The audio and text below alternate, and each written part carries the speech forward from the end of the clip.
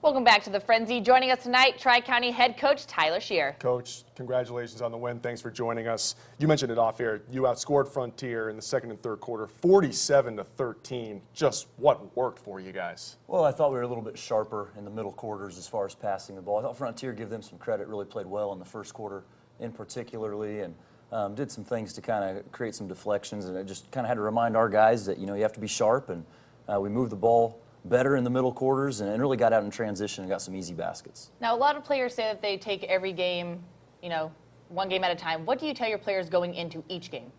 Well, tonight, obviously, Frontier was having their homecoming, and it's a county rival. And a lot of times when you play those close proximity schools like that, you can throw the records out. And we've been trying to tell our guys these last couple of weeks, it's not, who we play or where we play, but how we play. And we're inside 6 weeks before the sectional, so we really want to play sectional level basketball each and every time we play, starting now. We don't want to wait till March. Well, Riley Ewing and Benny Patterson combining for 47 points. Just how would you assess both of their performances in this game?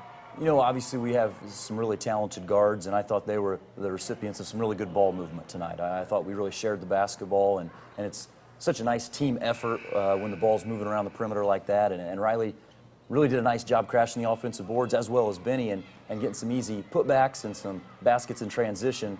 That's a good way to kind of pad the stat column for them. Sure. Now, you only have one loss under your belt right now. No one likes to talk about losses. Right. But, how do you guys just bounce back after a rough week of practice or a rough game?